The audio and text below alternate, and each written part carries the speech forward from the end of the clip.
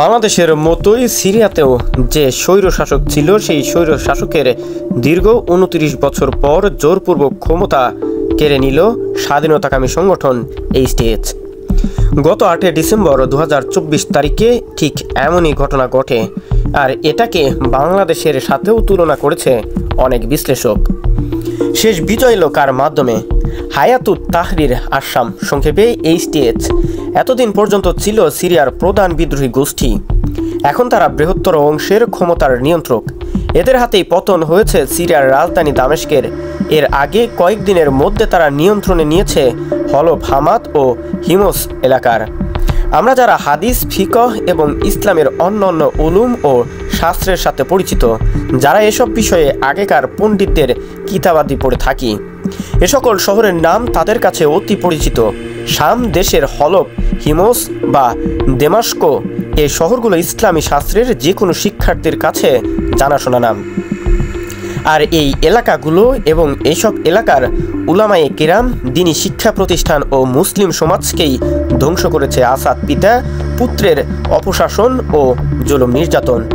যাই হোক, হায়াতুত তাহরির আসাম অত্যন্ত দ্রুততার সাথেই সিরিয়ার রাজধানী দামেস্কের নিয়ন্ত্রণ গ্রহণ করে। বাশারের রাষ্ট্রীয় ক্ষমতা বা তার যে সামরিক বাহিনী ছিল রাজধানীতে, তাদের বিরুদ্ধে কোনো প্রতিরোধ গড়ে তোলেনি এবং বাধাও দেয়নি। এইচটিএইচ রাজধানীর নিয়ন্ত্রণ নেয়ার আগেই ক্ষমতা ছেড়ে পালিয়েছেন বাশার আল আসাদ। এখানেও সে অসাধারণ মিল। বাশার গেছেন এতদিন পর্যন্ত তাকে ক্ষমতায় টিকে থাকতে অন্যায়ভাবে সকল সুবিধা দেয়া রাশিয়া ও পুতিনের কাছে, ঠিক যেমন হাসিনা পালিয়ে গিয়ে আশ্রয় নিয়েছেন ভারত ও নরেন্দ্র মোদীর কাছে।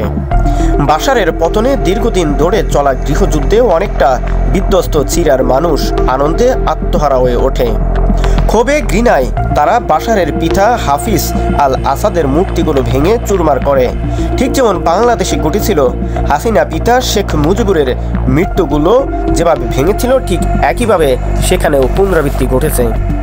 এখন প্রশ্ন হচ্ছে, কারা এই এইচটিএইচ?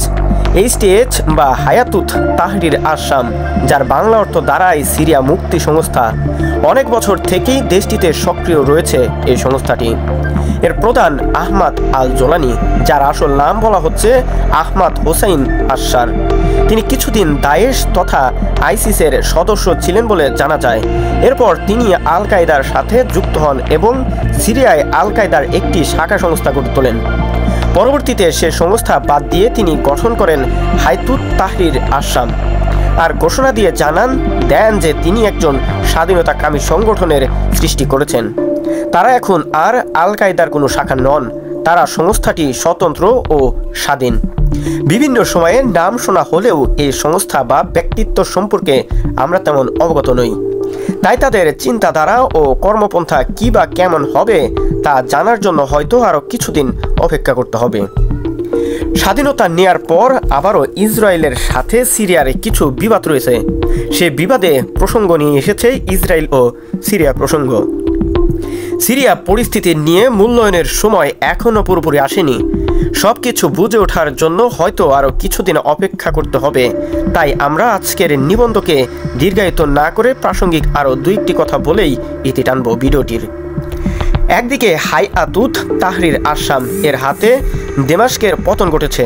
2 যুগ ক্ষমতায় থাকা বাশার আল আসাদ সপরিবারে পালিয়েছে।